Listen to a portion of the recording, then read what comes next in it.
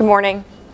I'm here representing Studio CI and a variety of collaborators. As you see here listed on the slide, we're a transdisciplinary studio, and we propose to create a net zero energy community in Southwest Detroit. Hence our title, Urban Evolution, Creating a Net Zero Energy Community. So again, I'm here representing a large team. My faculty colleagues from the College of Engineering, Dr. Robert Fletcher and Calvin Creech, a variety of graduate and undergraduate research assistants listed here on the slide, Hai Bin Tan, Jordan Martin, Aaron Alco, and Christopher Davis. Next. Oops, sorry.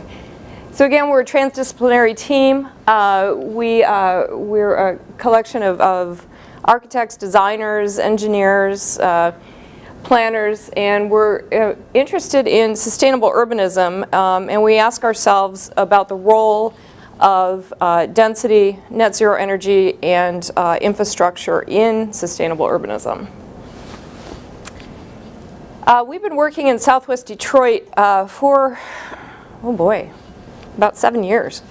And a couple years ago, we modestly claimed that we could make Southwest Detroit a net zero energy community. And we proposed that to Ford, and they thought it was interesting, so they gave us a grant. And our method, the Studio CI method, is very research intensive, which is probably why we're here this morning. We collect a lot of data on the community. We've created a digital interface to visualize that data, but we go far beyond mapping.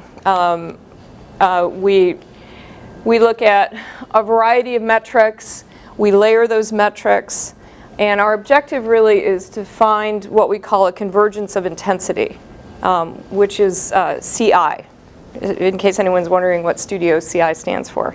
Convergence of intensity, although that's been open to interpretation lately. We've expanded it to include convergence of infrastructure, or as my RAs say, cool ideas. Again, when we've worked, like I said, in Southwest Detroit for a number of years, mapping different metrics of density, social, infrastructural, cultural, all searching for that magic sort of convergence of intensity to define the new geography of the city. Where should we invest and densify in this particular neighborhood? So that's our basic methodology. Then we expanded the methodology for Ford C3. We also mapped LEED ND, LEED for Neighborhood Development criteria. And this is something my research partner Calvin Creech is particularly engaged in. So we were looking, again, for more reinforcement of that convergence of intensity. Where does it make the most sense for the community to invest and densify? In addition, for the method for the Ford C3 project, we layered community initiatives related to sustainability. Southwest Detroit is, if you're not familiar with it, one of the most vibrant, growing, stable communities in Detroit, largely because of long-term high-wage jobs and investment there, and the Port of Detroit, the international trade crossing, and Hispanic immigration. So all of that is sort of converging to help create a vibrant neighborhood. So that community is very strong. They have a number of initiatives which are also geospatial and can be mapped. And then we also layered, layering is a big part of our methodology, the billions of dollars that the state and federal government are investing, both the United States federal government and the Canadian federal government are investing here in terms of the North American International Trade Crossing, the Detroit Intermodal Freight Terminal, Continental Rail Gateway. So again, all these various initiatives, programs, investments, criteria, data metrics, all come together to create what we called, as you see in that image on the top right, energy density hubs, where all of these different metrics converge. So we have I guess, yeah, you can go. I guess my objection to some of the planning and decisions made in Detroit today is that they're not they may be data-driven, but they're not criteria-driven. And we think it's very important to have a collective dialogue about what do we value, what should we place in priority, and how can we use those items to drive our decision-making around development. So this is a systemic overlay. This is, as I said, we're very interested in infrastructure, so we mapped all the blue, green, gray, and white infrastructure in the neighborhood, and both current and proposed, and overlaid that with these various energy density hubs. Let's keep going. We identified 4, I'll highlight just a couple of them here, maybe the ones that are more iconic. Michigan Central Station in Corktown is one of these energy density hubs that we ended up proposing. And again, there's a lot going on there at the convergence of a lot of intensive rail and highway infrastructure, as well as burgeoning sort of population growth. Let's keep going. We focused on Michigan Central Station, iconic for the last 30 years in its abandonment, but we felt that it was a moment, this is its 100th anniversary, it was a moment where we might convert that interest into something that could drive future development. So we proposed MCS Solar, and this image has gotten some media attention. We wanted to wrap the historic station in a solar array, which would not preclude adaptive reuse of the historic structure, but hopefully drive a new vision for the neighborhood. We did indeed, with Dr. Fletcher's help, design this array. This is not just a photoshopped image. We would love to take this forward and build it.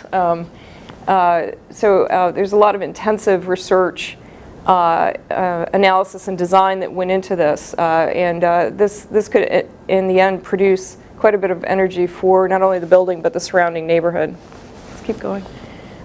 We also looked far beyond Michigan Central Station. Again, looking at current and future proposed greenway development and opportunities for other types of development. Again, the Continental Rail Gateway here, there is a rail tunnel under the Detroit River that connects us to Canada. There's a lot of talk about expanding that for freight use, but also resurrecting passenger rail service between Montreal and Chicago.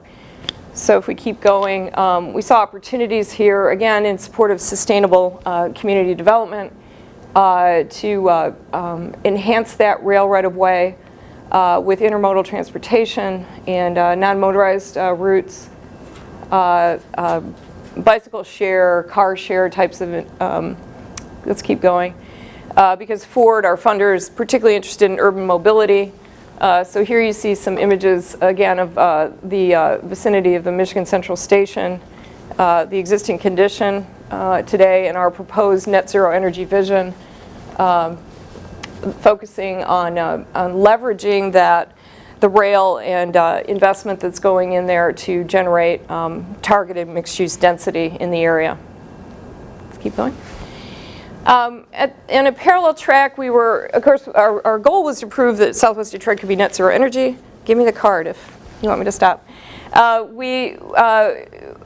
Fletcher, we did a lot of calculation about what is Southwest Detroit currently using in terms of kilojoules, total kilojoules, how are they getting their energy, and then what are our opportunities for renewable energy. So solar photovoltaics, geothermal, Detroit River hydrocurrent, and a very unique storage solution in the Detroit salt mines. But that wasn't enough. I kept pushing our team to say, well, how much acreage do we really need, either horizontal or vertical? And so we went through and calculated. I wanted to be sure that there was enough land or building area available to actually achieve this very noble goal. And we found it's true, we could do it. We mapped vacancy in the neighborhood and then looked for opportunities. We called this generative infrastructure opportunity around 3 categories. So a bit of vacancy devoted to targeted mixed-use density, the vast majority of it devoted to reforestation, the green category, and then the yellow category, vacancy devoted to energy generation. And then I'll just show you one last, so then building on these objectives, we did further research on reforestation, the benefits of reforestation, carbon sequestration, urban heat island index reduction, then looked very specifically about where we could implement this and made specific design proposals around reforesting areas related to rail infrastructure. Okay, next. This is another image of it. Similar with solar, we did intensive research around how do you actually incorporate photovoltaics in buildings and at grade. We look for specific opportunities. Most of the density or the vacancy in Southwest concentrates in the Condon neighborhood.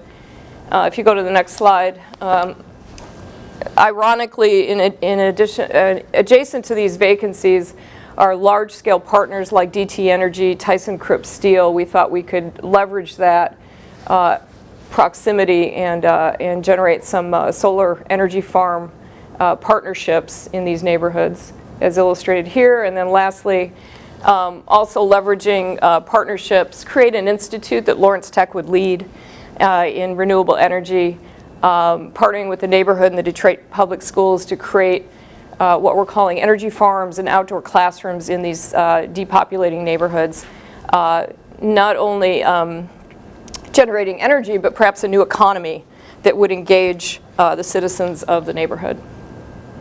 I think that's it. Perfect timing. Excellent. Thank you. So, any questions? I may have missed the questions, but do you have a timeline for your visions? Oh, no, I didn't talk about that.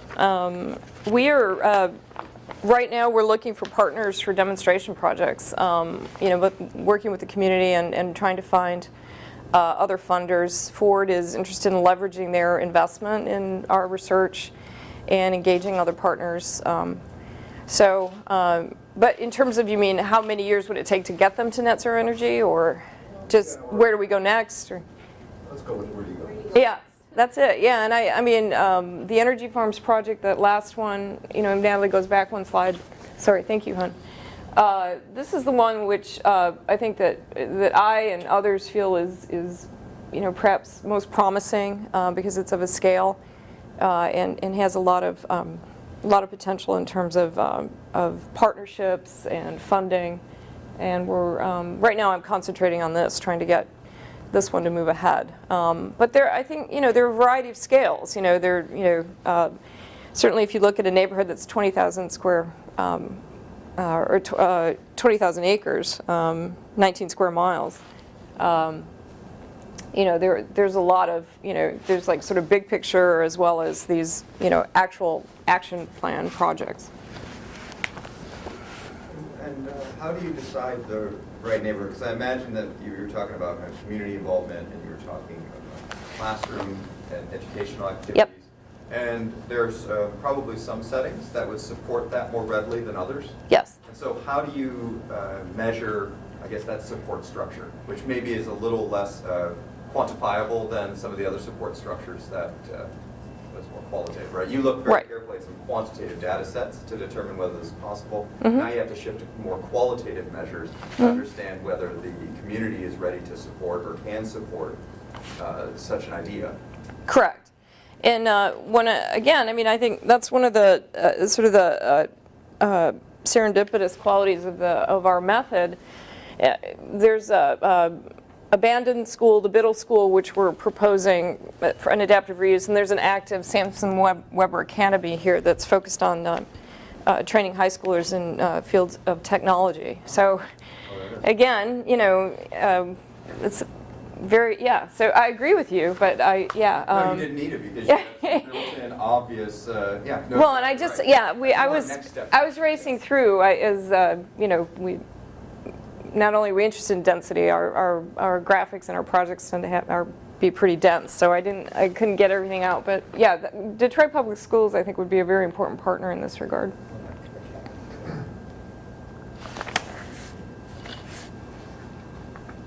Constance, Yes, sir.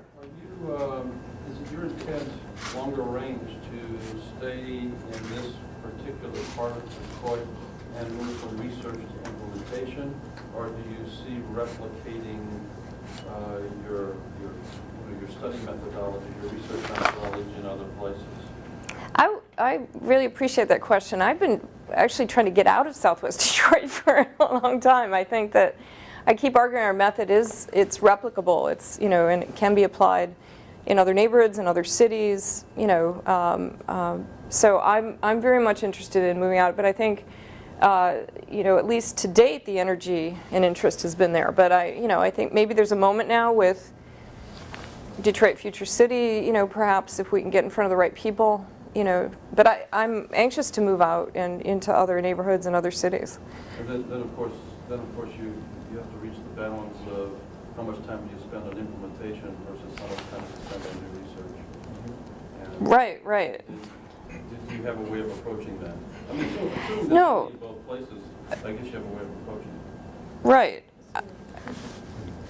Well, it also might be your core skill sets, right? Where are they best applied, you know? And do you start to bring in partners? I mean, this work seems to be at a moment where it's maybe ready to fold other expertise and other people into the fray, right? And so when that happens, do you find someone to help you with the implementation piece, where that's their kind of core expertise? Right. Or do you find someone to help facilitate the research agenda, say, in another city? Right? And weighing through that, I think, would be. Yeah, I mean, yeah, I do think we're at a moment where we need a bigger boat, to quote, you know, and I think that, you know, thinking about Studio CI and thinking about the work we're doing, you know, I think, you know, I have an excelling vision for it, and I think it could take, you know, it could, you know, morph into a number of different entities or, you know, collaborations, you know, however that manifests. But I appreciate those observations.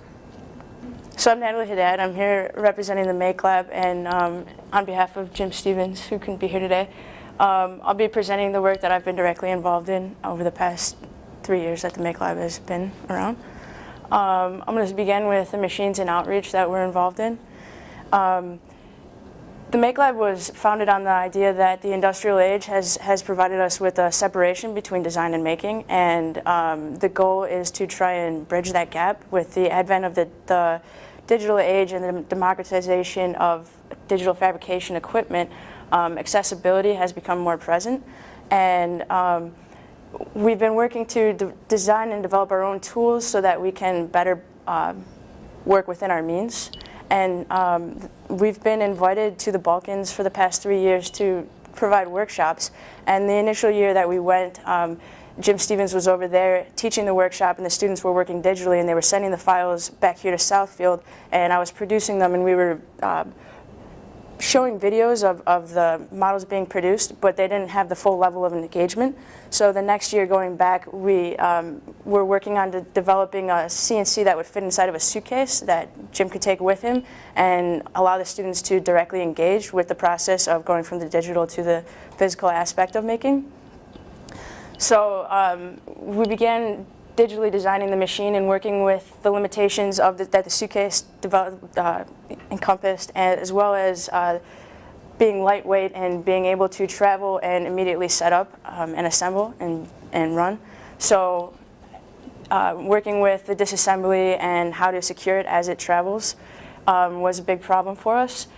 But we then went through, and after we were satisfied with the digital design that we had developed, we came through and prototyped it, and this allowed us to develop tolerances so that when we went to the final material, it was a final cutout. And so we began by taking out everything that wasn't needed within the initial case, and then eventually replacing it with the machine itself. everything that we could, we cut on the machines that we have here, so it was easily replicable, but also using non-proprietary equipment, we were able to also modify it and adapt on the road, which proved to be very important because with the travel and the rigors of the abuse that it took, there was a couple of breakdowns, but it actually proved to be very great because the students were able to directly engage in the repair of the machine, and through that they were able to understand better how the machine run and better able to design for using the machine. So this is, oh, sorry, that was a video actually. So this will give you a brief of the details of the machine and a little bit of the travels that it withstood. Uh-oh, knew that was going to happen. So you can go back a couple slides and I'll kind of explain. So it's run on two boards. One is a control board that we soldered ourselves, and that controls the 3 motors. It has an X, Y, and Z, and then there's a small spindle that allows for a 1/8" end mill bit to go in, and it can cut multiple materials. The bed of the machine ended up being about 12 inches by 8 inches by 2 inches, and that is something that we're actually adapting to go forward with this year to increase the Z-axis so that we can go into digital form making at the workshop this year. And also there's one other board that allows for a quick USB connection to a laptop. So basically you open up the machine, put the gantry in place, plug in your computer, and you're ready to run. You can go forward. And so this is an example of one of the projects that was produced last year. And while it would have stayed in this stage without the machine there, they were able to go forward and actually produce a scaled prototype of their design, and that was very exciting for them, and it also spurred great interest over there. And this year we'll be returning and helping them establish permanent tools that they'll be having at the university. So that, and there's lots of grants that the students have applied for and received to help fund that. Moving along with this, we started doing competitions because the past 2 years we've designed and developed our own machines, and they've enabled us to bridge this gap of designing and making, so we wanted to apply this. And we did this through competitions, and we began with a competition in Battery Park. It was to design a chair, and we started with what you can see here is basically destructing current chairs that we found and trying to adapt them and work them into our design mentality. So this is kind of showing the range of the uses that we wanted to portray with the design. And then we went through how we could develop it, and the making aspect was very important of the design because we wanted it to not only be simple to replicate and simple to make, but also perform. And so this is the final board that we presented, and we were very satisfied with the process that we went through to do this. So over the past couple months we did 2 other competitions concurrently. This one was for a mosque in Pristina, Kosovo. We worked with a firm in Italy as well as a firm within the University of Polis where we performed the workshops. And it was very interesting because we were mainly, the Make Lab was mainly involved in developing the model and developing the outer screen and providing design ideas and showing them what the equipment that we have at our hands, what it could do as far as developing the design. And so the previous slide showed the prototypes that kind of helped develop the screen, and then once we were satisfied with it digitally, we went through and started doing prototypes, and then what you see here is the final model, and then some closer images showing the detail that we were able to achieve with the equipment. And this was then sent on, and it's currently on exhibit in Kosovo, along with about 40 other entries for public viewing. And then this was another one, this is for the flat lock competition in Flint.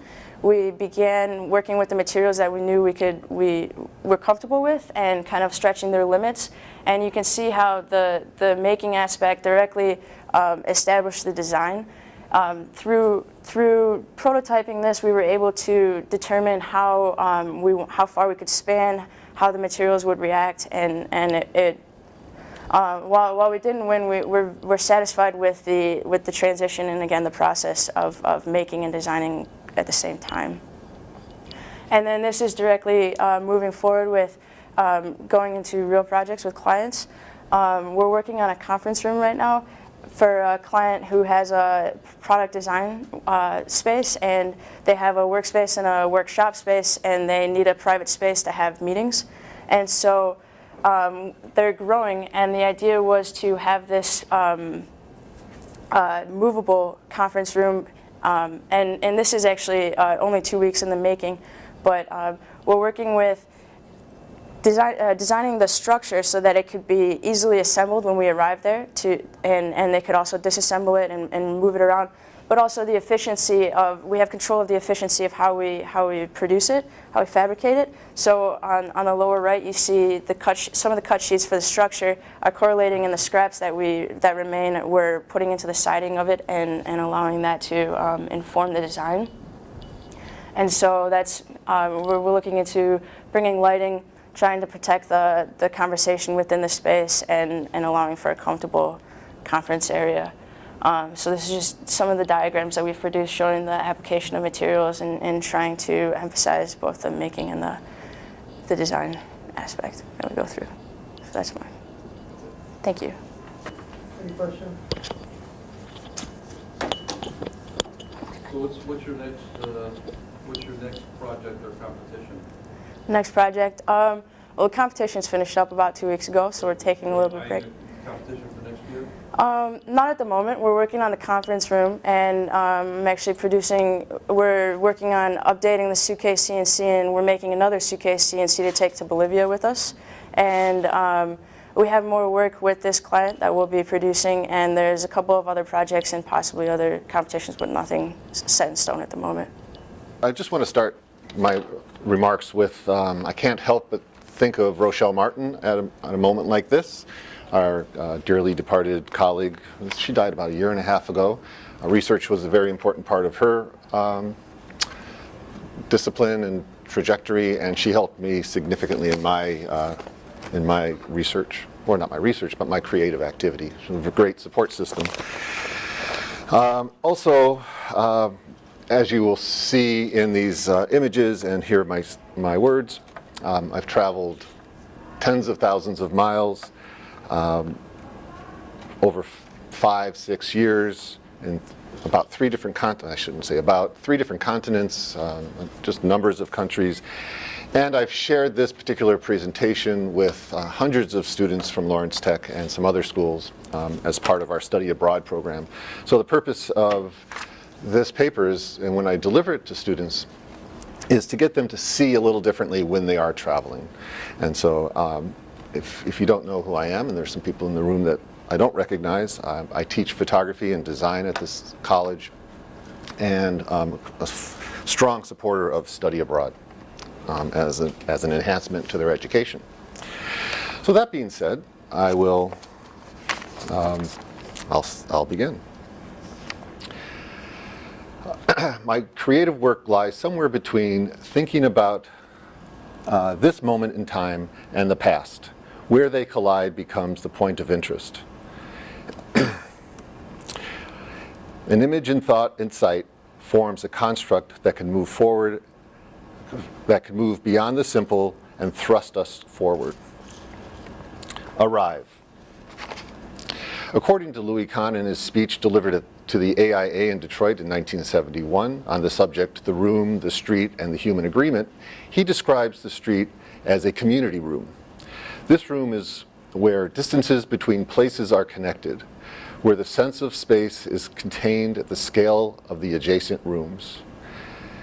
It is here where the human agreement is established. Kahn continues, human agreement is the sense of rapport, of commonness, and all bells ringing in unison, not needing to be understood by example, but felt as an undeniable inner demand for the presence, for a presence. It is an inspiration with the promise of the possible.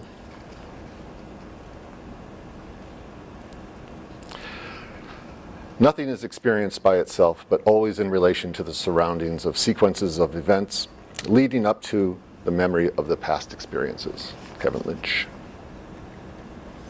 The following images are suggestive of these ideas.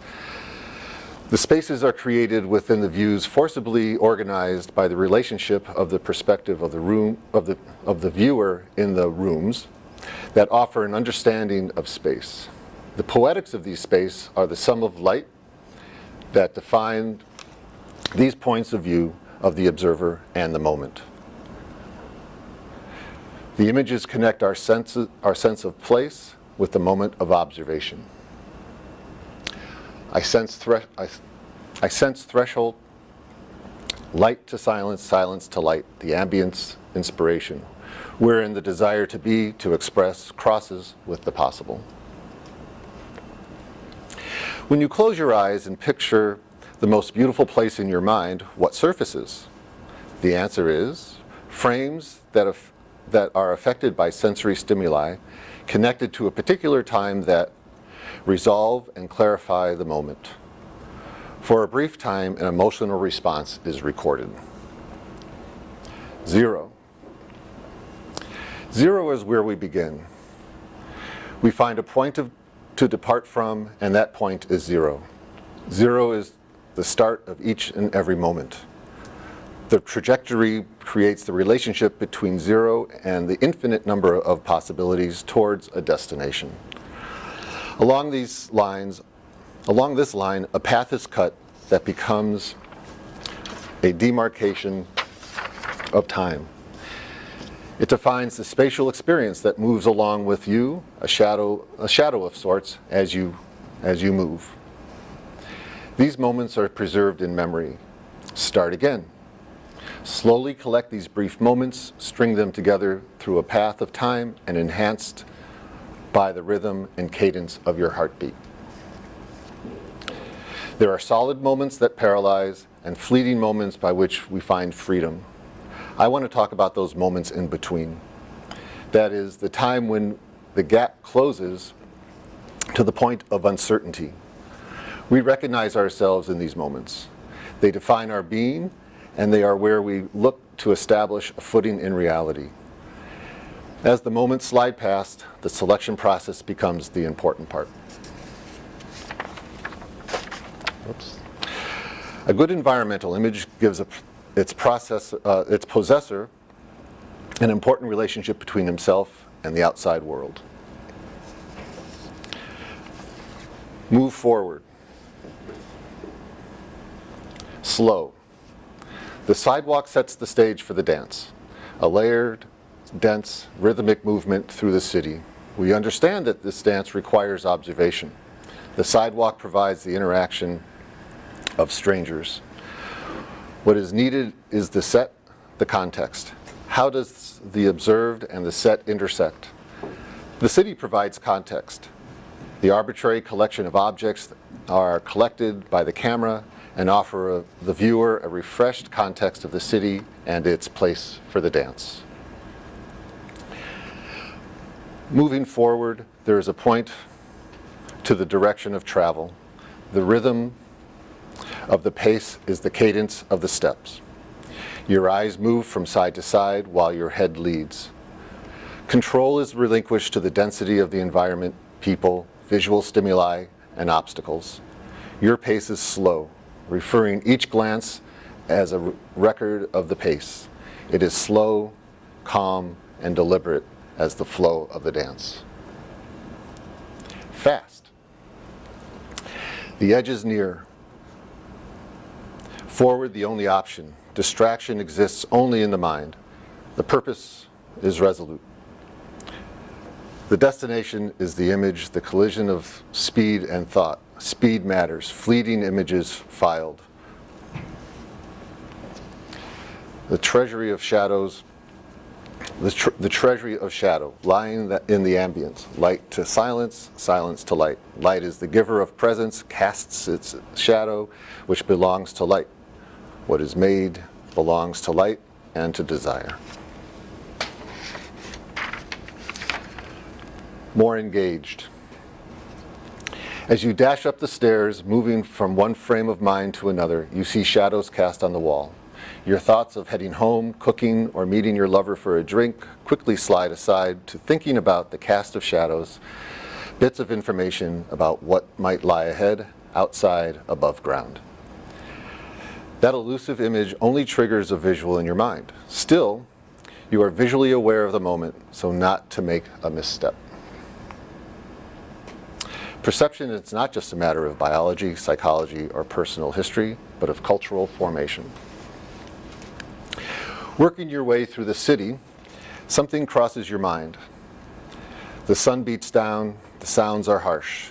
Thoughts of looking anywhere but forward is deemed wrong, but the sudden change of light forces you to want to look away, shield your eyes without losing your focus. You look down and you look down. But still your mind is focused on looking forward. The crack, the water, the shadow, they all create another picture. The city sidewalk by itself is nothing. It is an abstraction. Depart.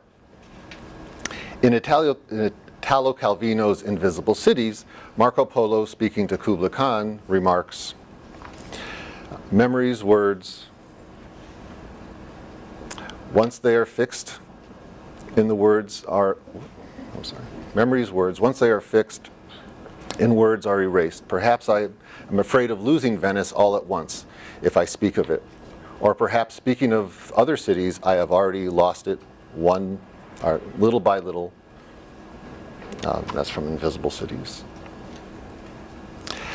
As the layers of innocence build upon the surfaces of our memories, light can only describe what exists. There is an ambiguity that suggests we see something and feel something else. What we want to see in these images as everlasting memories that offers the mundane details with a hint of momentary delight. Are we thinking we know what we see? As you can see, the familiar becomes more complex as more layers are contemplated. When you think the familiar becomes fresh, the traveler and the city join forces to build an experience beyond any other. Contrary to what Calvino says, the work of art can recapture the lost and thus save it from destruction, at least in our minds. Thus, art triumphs over the destructive power of time. The walk is long and you wonder what lies ahead. The familiarity of the neighborhood is comforting. The songs ring out from above and the stride of your steps play harmony with the unknown origin of that song. No need to look up, for the body and the soul and the place are in unison.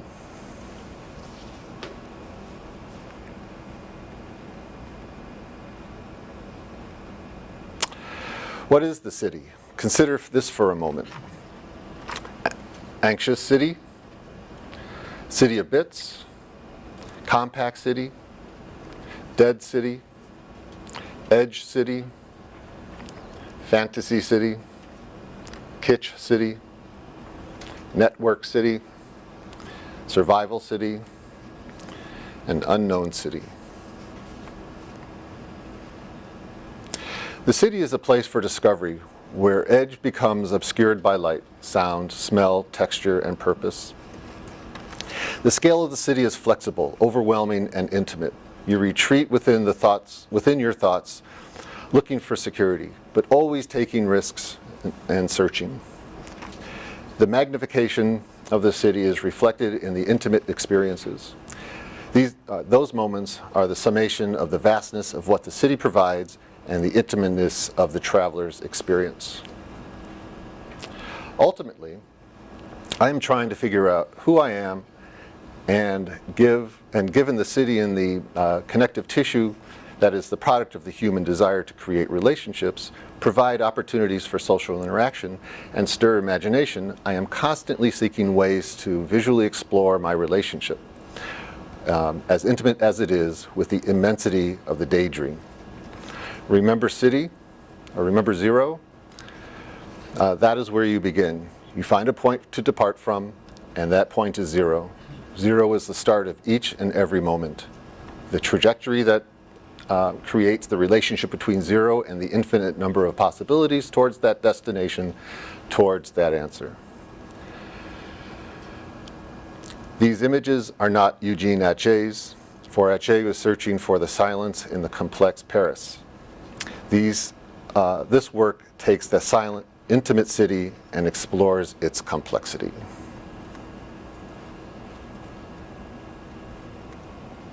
Thank you. Actually, I have a question. Yes. It's about the definition of the street that you gave at the beginning. Can you? It's like defined as a place that separates two different places in the city, something like that. Was it a quote that I used? Of the presentation. Okay. Well. Yeah, but just Okay. to tell Well- what is the idea.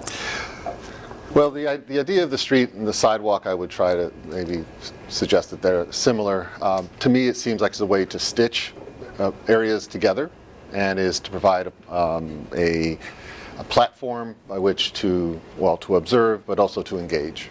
It's very interesting, this, to me, because, and actually it refers also to another concept that you told us. It's the concept of the fact that perception is not only a psychological sensory phenomenon, but is also a cultural phenomenon. Right. Actually, the street in countries like Italy or other countries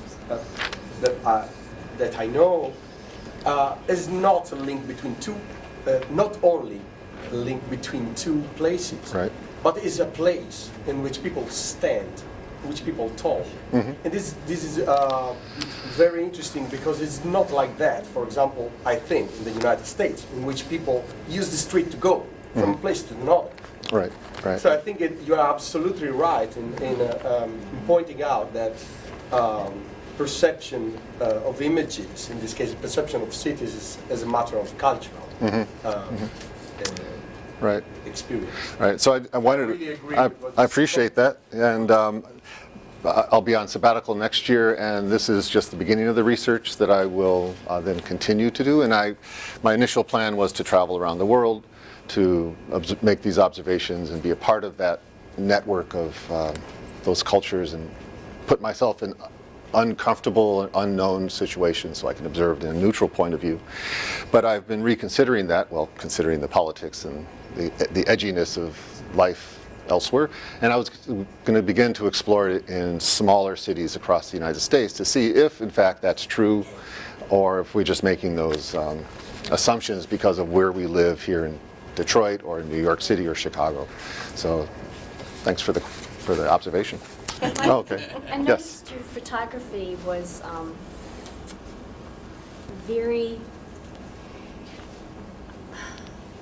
what's the word I want to use? Not rustic, but very, like old, that had been really worn down, kind of, you know, like there was that bag, that plastic bag, I think, in the window, Right. kind of,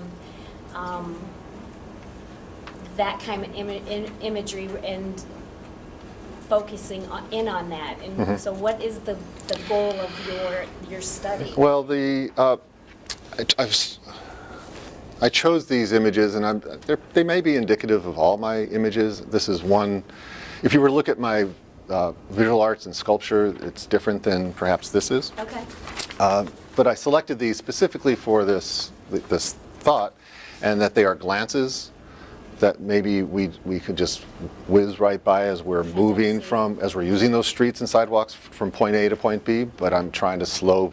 That's where the sort of chapters of slow and fast, 0 to infinity, begin. And so, these kind of oddities, if you will, or these marks. I think there were some marks on a wall that were either due to weather or due to graffiti or some kind of accident. There was some paintbrush in China, one of the art districts.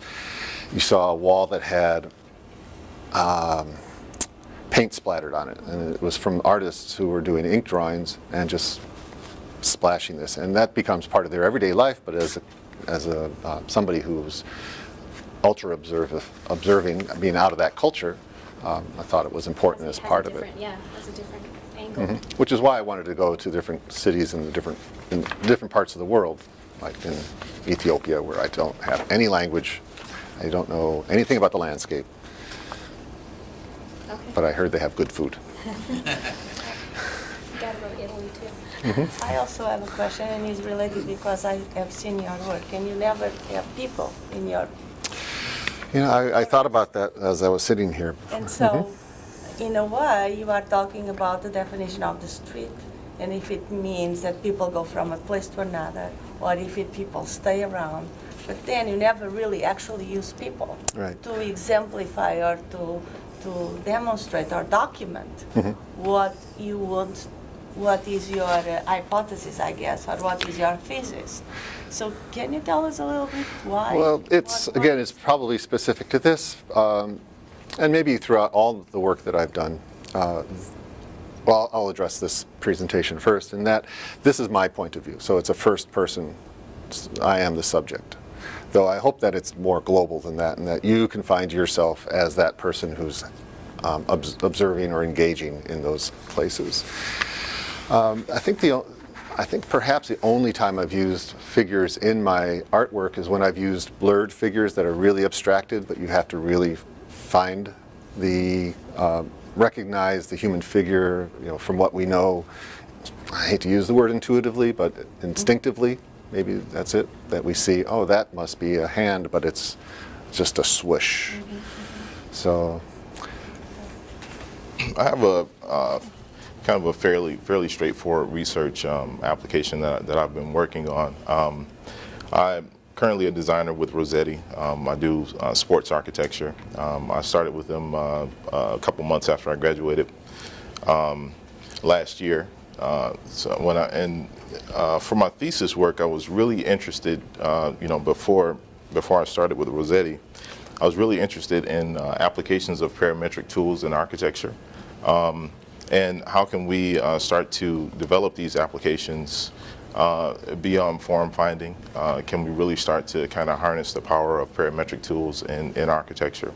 The first project that I worked on, both Paul Wong and I, we have applied Rhino and Grasshopper to the development, very specific development of stadium architecture. One of the most important things in stadium architecture is to design the seating bowl such that spectators have unobstructed views to the playing field. So using parametric tools, you know, the question is it possible to utilize that information, utilize the information of direct sight lines as an element that would generate the seating bowl. So that is what the Sightline Designer application is, and this is what we'll kind of go over.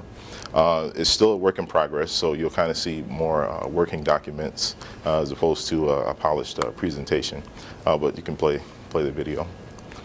This is one of the early videos that I kind of generated, and I presented this to the team at Rossetti to demonstrate how quickly you can generate a seating bowl using a parametric application. If you notice, the main thing is to determine the height of the riser at each row, and there's no calculation involved or no work involved for the user. Basically, you just input your data, and it outputs the information that's necessary. So let's just kind of play for a minute here. We set construction tolerances and other optimization features into the program, which you'll see demonstrations. But the idea is that you know, you could sit with the client. You don't have to leave the client and say, okay, we have to do, you know, 6 or 7 sightline studies. You can sit with the client. The client can ask questions as to what happens to my seating bowl if I decide to, let's say, if I have a suite here. If I decide to move my suite, what happens? Very quickly, we can update that and change that. Okay. This was prior to a case study. And you know, again, these were kind of the early ideas as to how to generate this element and utilize this element.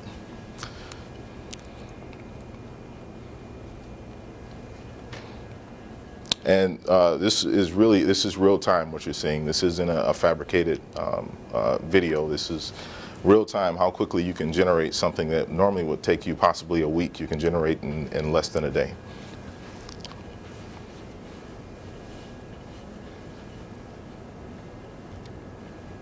Again, a work in progress.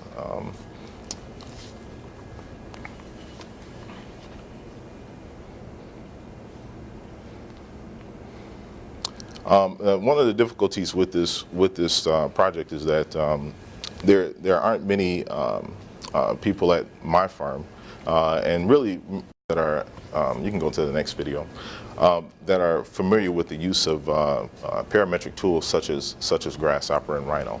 So the idea was to develop a system where anyone could use it. You still work in the Grasshopper interface, but basically you open the file, and all of your parameters are very easily set and copied, and all you do is you just type in your information and it develops your seating bowl. And it shows how quickly you can kind of get information in and out. Additionally, I added, the blue here kind of shows the addition of ADA platforms, shows the sightlines for ADA viewers, and a separate color. Again, these are, and this is also error checking. So the user can kind of get error checking to help them kind of walk through this design process.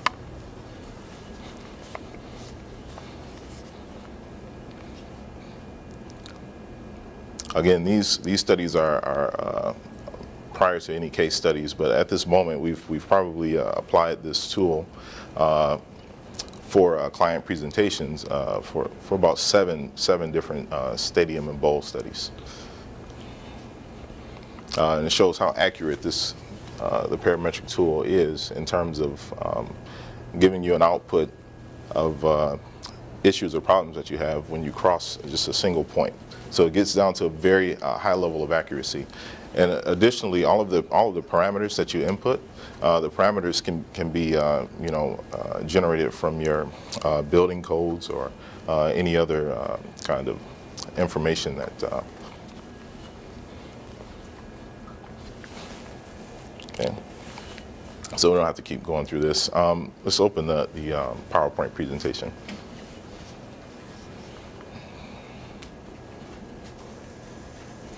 So this is one of the case studies. We're currently designing an addition to a stadium, and you can just kind of flip through the slides here.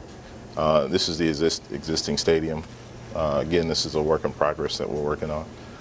Go to the next. It shows the existing seating bowl, and for this project, our intention is to add a new seating bowl above the existing seating bowl. So we use the Sightline Designer as the tool to kind of generate bowl options. You can go to the next.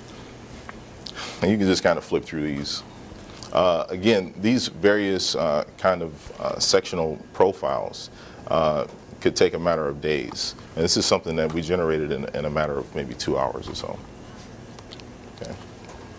Various seating bowl configurations. And then once we finally chose a seating bowl, and then we use that to understand spatially how to organize the space inside of the concourses and other portions.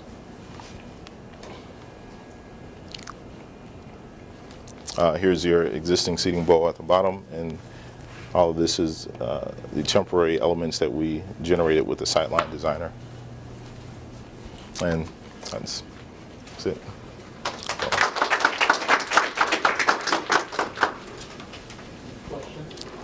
Yes.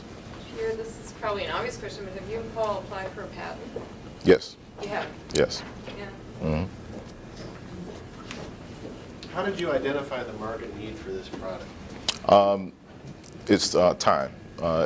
It was identified by the firm. Typically, when we have to do sightline studies, they look at the amount of time that it takes to perform these studies, and that identified the need. foresee developing this once you have patented it as a service provided to other designers so that you can get the value of the tool beyond a specific firm? I don't know what we, how we plan to kind of move forward with it. So I don't know yet. Yep. Well, just following on to that, seems like your objective of making it very accessible. I mean, as you observed, Rhino and Grasshopper are not really thought of as that accessible. Right, right. It seems like maybe your intent is to make it widely available. Yeah, it's possible. I mean, the intention is to make it user friendly, not necessarily to make it widely available. If that becomes a byproduct, then that's fine. But it's to make it user friendly so that you can take advantage of the fact that it is a very efficient approach to designing seating bowls. Take advantage of that by having multiple people within a space be able to utilize it. And obviously it's a competitive advantage for you, or whomever you decide to share it with. Built into all this, you talked about ADA accessibility and viewpoints. You also consider other safety issues like, maybe a better word, but escaping? Egress. And, yes. Some of the kind of future developments include, and we've actually started working on this week. It includes the understanding the capacity of the stadium and aligning vomitories based on the capacity of the stadium, and also the width of vomitories, and within that study, we'll start to deal with egress issues, and you'll be able to input whatever the factors are, whatever the quantifiable factors are for egress, and that will be included. So we've started on that this week. In following that question, so you're saying is you can adapt the system so that you add additional parameters to parametrically study other aspects of the design beyond the sidelines? Yes. Okay. Yes. Yep. We're getting to the point now where there are, again, quantifiable data that you can utilize for vomitory counts, vomitory widths, aisle locations, concourse widths. So I think the study is really going to go as far as you just put in your information, and then it gives you a very general understanding of what your bowl, seating, concourse, and vomitories might be. You talk about sight lines and then developing the egress. With what's going on in the world today, are you going to consider security? Security, that's a good one. What do you mean by or? It just seems like these large, very open venues. I know in healthcare has created huge problems because people can just walk around at will. So I was wondering if you're going to factor in certain security measures. I hadn't thought about it, but I think that's something that we'll include in a separate study that we're doing for crowd modeling. I think when we start dealing with those are more kind of, I think we'll take care of that through an agent-based model of crowd modeling, and we'll kind of think about, that aspect of it. I think that's very important, though. Not for this, though. This is more for modeling the shape and all that stuff of the bowl. The next step is that part of it. Spectator sports complexes and seating bowls are formulaic. I mean, it's based on sightlines, formulas, etc. Replicable type of thing from one location to another. Do you see any other building types that have similar characteristics that the parametric tools could be applied to and then replicated from building to building? I think so. I haven't really gone as far as to think about what those are, but the idea of this study and the idea of this research is to demonstrate that, to demonstrate that you can begin to extract the data that you use to design your buildings and then apply it to, so that is what this research is about. I think it does begin to move beyond, or allow the opportunity to move beyond a single building type. And I think for me, I've always been excited about parametric design, but ever since I started reading about it and learning about it, I've always wanted to move beyond this form-finding element, because it's such a powerful advent in architecture. And I just think that there have been a lot of approaches that aren't the proper approach. My name's Dan Faoro, and I'm just going to go through a few projects that I've been working on. A number of these are sort of in the development phase, so they essentially are ideas that are being formulated at this point. First would be looking at some of the work involving the Affleck House, a university-owned historic project or historic home. And then secondly, looking at a few ideas about alternative energy and sustainable systems, a mechanical battery that's based on using CO2, a bridge supported with wind and hydro-driven turbine power stations, sustainable structural insulated panel systems, and a prototype modular sustainable home. We'll see how far we can get with this. I realize we're tight on time.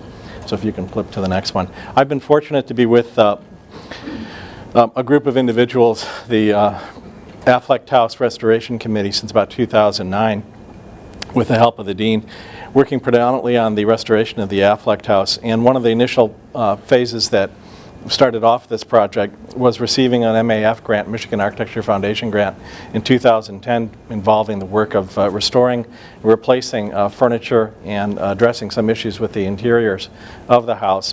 And so this project was a small grant of about $7,500, and working with individuals on campus such as Brian Raymond, George Charbonneau, and we've also been able to involve students like Stephanie Kopacki and Andrew Bradford. We've been involved in restoring this furniture and also replacing furniture that was missing. Some of the research components involve studying archival photographs and the history of the house from our own archives, the Cranbrook archives, and looking at correspondence with the between Gregor Affleck and Frank Lloyd Wright with the Getty Museum. With the help of Professor Dale Geyer, we've been able to uncover some information about the house that way. Also collaboration with other individuals and other societies and organizations like the Frank Lloyd Wright Conservancy, the National Trust for Historic Preservation, to find out proper means and methodologies and techniques for historic preservation, but also within my interest area, looking at green or sustainable restoration and preservation. In some of the applications of that, some of the new furniture that was purchased, or items that were purchased, were using FSC certified forest products that have long life periods in terms of their use. They're also products that do not use harmful chemicals in the restoration or preservation of them. We also used a lot of what I think you would say are recycled components in the preservation of the house by visiting places like consignment shops. We purchased many of the items and recycled them to be placed inside the house as well. Future work that I'm looking forward to as we move forward are some of the projects that will be shown here in the next couple of slides. One was a proposal for a sustainable roof renovation plan. The original house roof was a gravel-based single-ply system. And right now we have removed the gravel from the roof. The roof was replaced a number of years ago, I think within about the last 5 years, but we expect it probably needs to be updated to replace in about 2020. So we're looking forward to what could happen then. There are some number of issues that need to be addressed from the historic preservation standpoint. Some of the draining systems that we have along the edges of the house are not really original draining configurations. These roof outriggers that are sort of sketched up here in this roof plan, and the drains that are existing here along the overhang at the entry need to be reconfigured.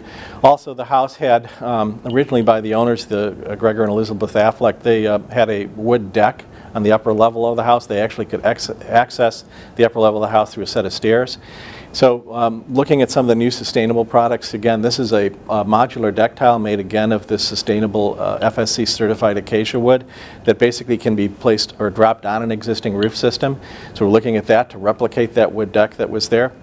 And also looking back towards the original roofing system, which was a gravel-based roof. Gravel-based roofs do have some components to lead to sustainability because they're considered a cool roof. And rather than looking at gravel as the material, we're looking at something called a white lava rock. Some of you know what that rock is. It's the rock that you see for landscape paving stones. And what advantages it has, it can come in light colors like light gray and white, so it's got a low albedo effect. It reflects solar radiation. Two, if you know it, it's highly porous and a largely open cell structure, so it does not allow for a lot of solar radiation to re-radiate back to the roof surface. And three, it's very light in weight, so it's not going to add weight to our structure and cause problems in terms of additional loads. So those are some of the ideas that we're looking at here. Also, we'll probably be securing, we think in the next year or so, some cooperation with the major glazing manufacturer to look at some very high performance glazing to replace our skylights as well. These are just some photographs of the existing roof. You can see the original gravel, you can see the wood decking that was there, 1940s. This was a prototypical sketch that I was doing to look at some of the conditions on the interior. Basically, the existing fiberglass insulation in the roof right now is proposing to be removed and replaced. I've had discussions with the Arbor Insulation Company out here in Dexter, Michigan. They produce a polyisosonoric spray and foam that has very high R values associated with it. It is considered a green product. It helps to seal and to block out air. So looking at possibly removing that fiberglass insulation and then putting this new product inside. They've expressed some interest in working with us, possibly donating some services. Putting a reflective radiant barrier here to stop some of the additional solar radiation from coming into the house. And then the white lava rock, because it does have a negative attribute to it, that is it's fairly sharp on the bottom, putting a geotech filler membrane below it. That would help to stop from any perforations to the roofing membrane, but it also allows an opportunity for water to be cleaned and purified and strained before it goes to the drains and the scuppers. In addition, the house does have some problems with I believe some creep effect is starting to go into the wooden joists in the ceiling, and you can actually see in this photo after the rain there's some ponding that's forming on the roof as well. So I think there could be, as we're taking apart the roof, there could be the opportunity to introduce these metal straps which are used basically to reinforce the existing joists, to pull them back up into their original configuration so that there's not so much sagging or deflection going on there. Wood is a rheological material, which means its strength characteristics change over time, and over 70 years we're starting to see some sagging going on there. Next, please. In addition, I'm looking at the possibility, and I would say a number of these potential phases probably would involve students. They would probably be good hands-on opportunities for our students to work on these as well. This is a perimeter foundation insulation plan. The house has a hydronic floor heating system, if you know it. Basically in the concrete floors, 1.5-inch cast iron pipes are pumping water through the system. So at the lowest, so when you look at the thermal losses occurring at the edge of the perimeter of the building, it's fairly large as a result of that. Unfortunately, there's only a few areas where the slab comes close to the ground. There's a number of cantilever areas which doesn't contact the ground. But in those areas where it does come close to the ground, the investigations here are to look at a 1-inch wide high-density extruded polystyrene insulation that we could begin to put along these outer edges to begin to increase some of the thermal performance of that and to mitigate some thermal loss through the edges. And again, I think this is probably a very low cost, sort of $1,000 cost construction that could involve students. We could also monitor the performance of the building after it's been put in place to see how well it works. Thank you. The other possibility here I've looked into is a rainwater collection system. I did a little bit of work looking at what the sustainable preservation standards would allow for at the National Trust level, and they will allow for things like cisterns to be put back in houses. And so again, just taking a look, and I've actually got some costs behind some of this on the possibility of could we do some rainwater recapture at the house. And doing this with things that are commonly available through typically whole building supply stores around us in the area. So the basic proposal was to selectively introduce some cisterns below grade so that you wouldn't see them for the most part, along with some downspout extensions and collection devices that could be placed along the landscaping along the outer edge to selectively collect the water. And then also at the front entry, the decorative cistern, which is not only a cistern but also a planter box, so you could plant it and it could be seen at that point. It's also important from the standpoint of sustainable design to make sure that the public has the ability to understand and to learn from and make visible, so to speak, those sustainable measures. So things like this become opportunities for public education because you can physically see them. Next. The water would be essentially pumped out using a device like this. This is a solar-powered hand sprayer pump. So you would go from various cisterns and then you could spray the areas around you. Next, please. My other interest area was looking at some of the larger scale infrastructure, alternative energy systems that have been experimented with or being proposed. And one of the characteristics I noticed is that they didn't use conventional batteries to store power, but they were looking at mechanical battery. They were looking at compressed air as a means of storing power. Also, I was interested in studying some of the innovations in oil extraction techniques. And what they are doing is what's called carbon sequestration. It has a different term than what you hear today politically. But what they do is they take CO2 gas and they inject it into the earth. So when they have oil wells that have been depleted over a period of time, the CO2 now is rendered inert, put below grade, many feet below grade, and then helps to push out the oil that's there and to move more oil out of the existing oil fields. So what's being proposed here was basically a mechanical battery using compressed CO2. The proposal would basically take CO2 that's being produced from refineries,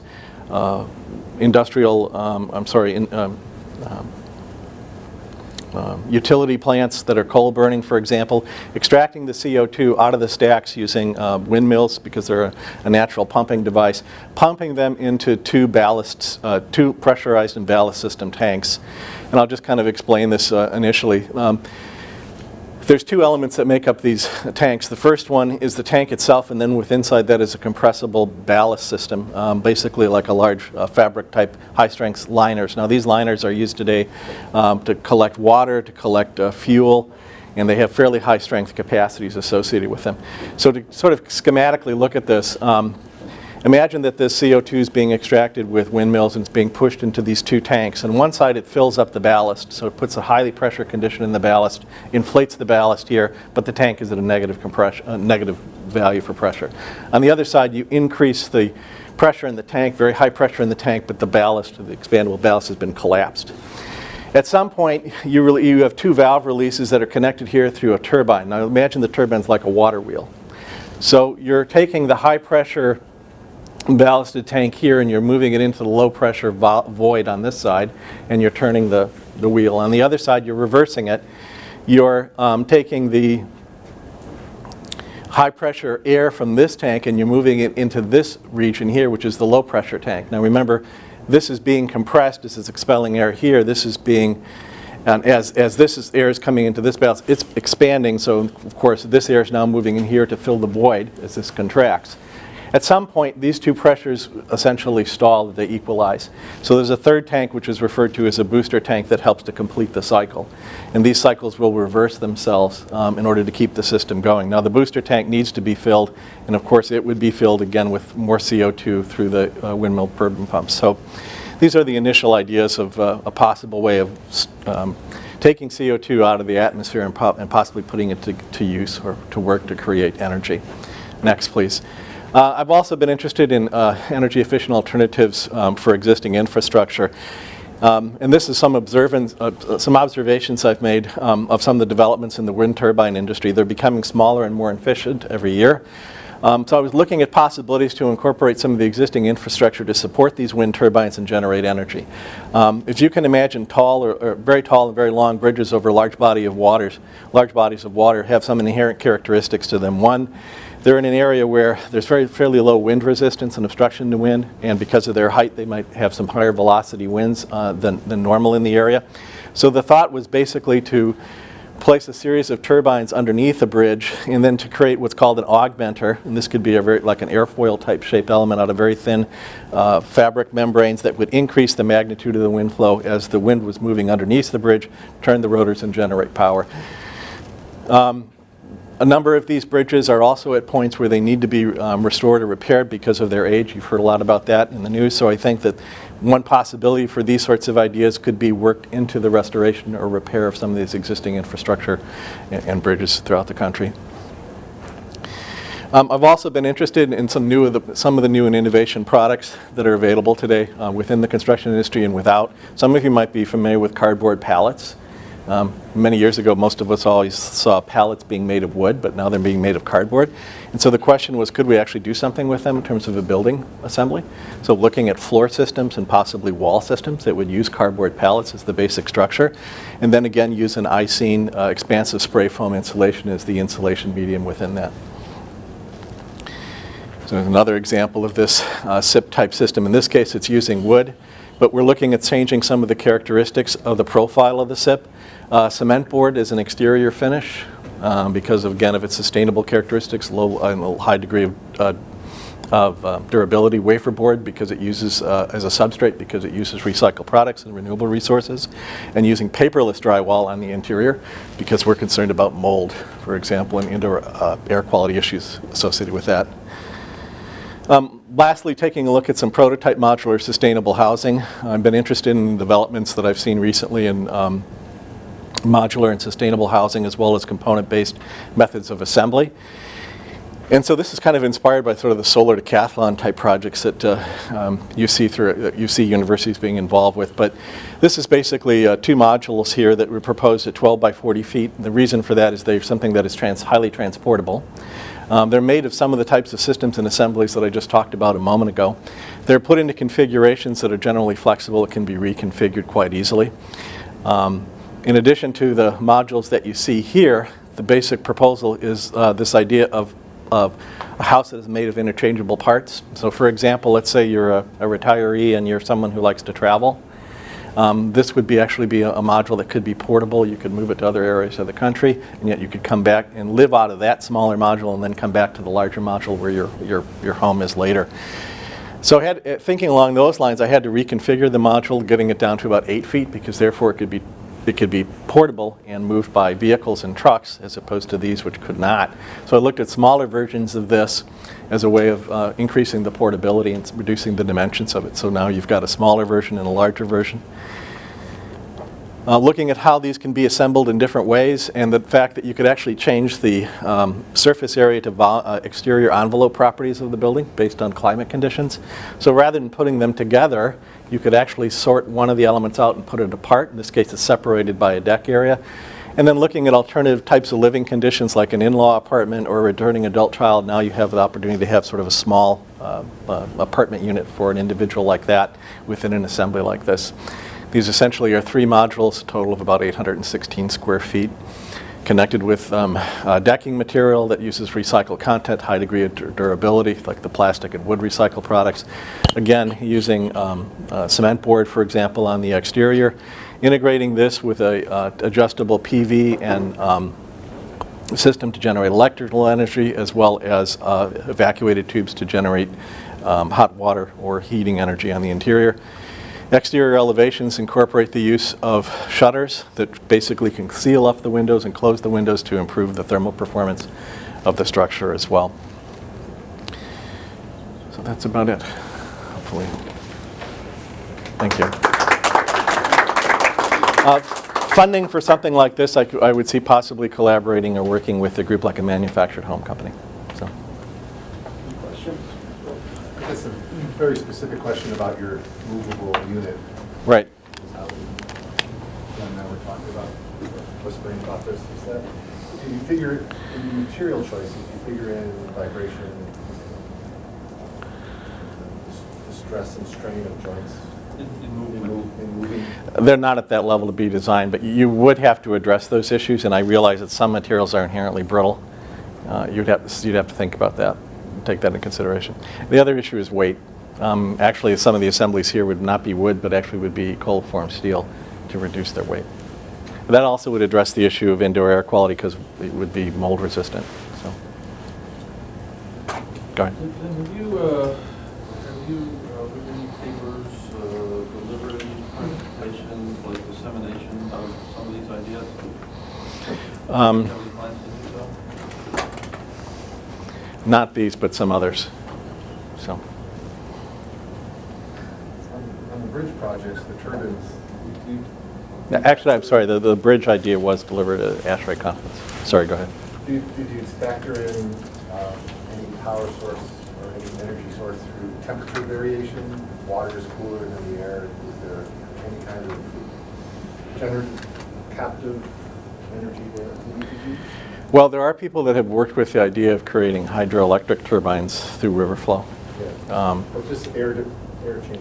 No, I have not explored that with this. I'm looking largely on the ability for these elements to be installed at very high levels in elevation, and also that you're in conditions where wind is easily flowing at high velocities, which is, of course, usually above the water. So, but yeah, I mean, to answer your question, I guess you would say that there are daytime to evening time shifts in some climates where, because you have differential temperatures in the water and the land, you've got air mass movement. So that would make sense in the case if you've got something that's a river moving into a larger body of water, like a large lake or an ocean. Yeah, there's a question then. Yeah. What are the sustainability advantages of some of these cardboard type products versus the wood? One would be the ability to recycle the paper products a number of times. Two, I believe there's the wood that can be used to make paper can be harvested sooner. I think will also be at lighter weight as well. And I suspect, I'm not sure of this, but I suspect it would be somewhat less energy intensive to produce the cardboard. That's sort of my real question was the energy intensity and the amount of global warming created by, pulping and gluing and creating cardboard versus scrappy wood. But what I would say about this is that we're looking at a long-term use as opposed to most of these cardboard products, which they have a shorter-term use. Great, thanks. So. Any other question? Have you worked with any specific manufacturers on the SIP portion of the bamboo composites that were? No, and that's another possible avenue for funding is looking at companies. I also have some beams and structural members that I designed. I didn't show those today that are also made of the bamboo. So they just have shapes and configurations to enhance their load carrying capability with less material. So problem with bamboo I would say right now is a lot of the panels that I see being used are used for interior finish purposes, and so they carry some really high costs and high quality and because of that demand, but these applications would not need that. So that's where I'm running into a problem. It overlaps with the research that I'm working on in some other areas, and so I was wondering about what things are like companies like Lambu or that are in Indiana. Again, my question would be, can they make a low-cost sort of product which could be used as a material suitable for construction, where you're not spending $200 for a 4x8 sheet of a highly finished. Right, of highly finished product. I was just going to say, is the attraction to bamboo because it grows so fast? Yeah, some of the attractions are it's a rapidly renewable resource, which means it can be harvested in about 5 years to 7 years. Two, supposedly it has some advantages in terms of its leaf structure. It produces a large leaf structure that helps to oxygenate the air. Lastly, supposedly it's its root structure. In a number of countries where there's concern about erosion and depletion of forests that lead to a large-scale erosion, it has a root structure that stabilizes the earth. So those are the advantages. The disadvantage of it, I would say right now, is that there aren't too many places in the United States, continental United States, where it's actually being grown. I think maybe in the southeast and the northwest. So. Could it be grown more places? Apparently it can be grown, and I think it's in places like Louisiana, southeastern parts of the United States, and also in the northwest, like in Washington and Oregon. They're saying it could be grown and harvested there. So. Yeah. But that's, right now, I think a lot of it you're seeing exported across the ocean, which is to me, is the sustainable negative attribute of it. So. Okay, thank you, Dan. Thank you. Thank you.